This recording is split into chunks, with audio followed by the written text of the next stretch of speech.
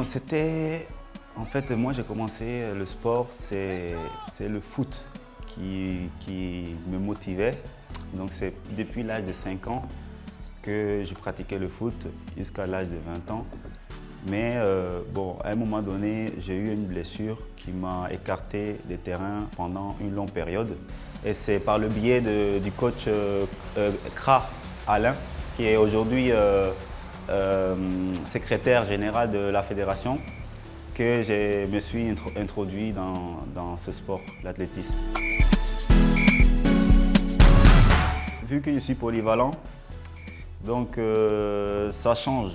Il y a des fois, je suis meilleur sur 5000, il y a d'autres fois sur 10 000 et sur semi-marathon. Ça dépend des records que je bats. En ce moment, je suis meilleur en termes de points sur le 10 000. Même si j'ai 2 records de Côte d'Ivoire, à savoir celui du 10 000 et du semi-marathon, je ne suis pas encore satisfait. Les stars ivoiriennes telles que Talou et Cissé, bon, c'est des gens qui sont très occupés, donc on n'a pas tout le temps de parler entre nous. Mais après, les autres athlètes ivoiriens avec lesquels on a fait les Jeux africains, et on reste en contact direct à chaque fois sur WhatsApp, sur Messenger.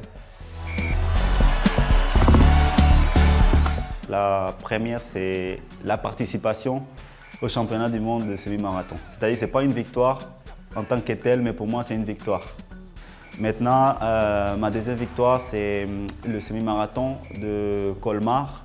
Ça, c'est en France, dans une ville française. Pourquoi? Parce que c'est une course que j'ai faite pendant des années. Et à chaque fois, j'étais au pied du podium. C'est-à-dire que j'ai fait 5e en 2016, après 4e, 3e, 2e, jusqu'à prendre la victoire l'année dernière. Et elle est cruciale parce que c'est grâce à ma famille que dans les moments difficiles, j'ai réussi à me surpasser. Parce que je pense à eux et c'est ça qui m'amène à aller plus loin. Donc c'est très important pour moi et tout ce que je fais, je le fais pour les rendre heureuses. Rien que de voir leur visage quand je gagne une course, quand je remporte un trophée et que je l'amène à la maison, ça déjà, ça n'a pas de prix. Il faudrait que je puisse avoir les conditions, pas forcément idéales, mais le minimum. Non seulement sur le plan sportif, mais aussi sur le plan social, c'est-à-dire que je peux partager avec les jeunes mon expérience. Et ça peut aider les autres à s'investir encore plus. C'est mon pays, la Côte d'Ivoire, et que ce pays m'a beaucoup apporté. La joie de vivre, la fierté, la dignité. Et je me sens aimé ici, en fait. Et c'est ça qui fait que je veux représenter ce pays. Ce n'est pas le côté économique qui m'anime, mais c'est plutôt le côté social.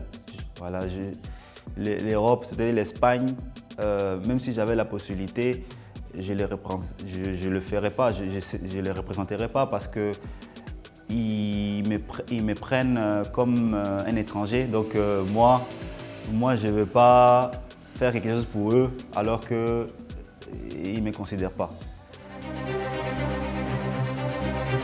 C'était en 2020 où j'ai voulu consacrer, disons, tous mes efforts à l'athlétisme pour passer un cap. Parce que j'étais au pied du très haut niveau. J'ai décidé de me financer 2 stages en altitude. Donc je me suis offert un stage en Éthiopie de 5 semaines auprès d'un autre athlète international appelé Traoré Soumaïla, qui est aussi très bon, que je salue d'ailleurs. Et aussi, plus tard, un stage à Font-Romeu, c'est dans les montagnes françaises, dans les Pyrénées.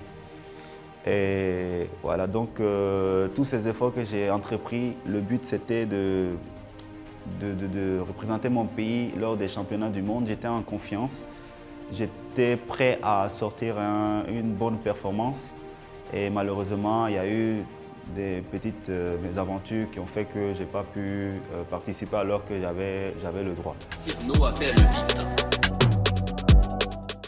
Le conseil que je peux leur transmettre, c'est d'être patient, d'être persévérant et de rester humble surtout et de ne jamais perdre l'espoir. Donc je les encourage pour continuer à travailler dur et pour y arriver. Je serai auprès d'eux s'il le faut pour qu'ils puissent arriver.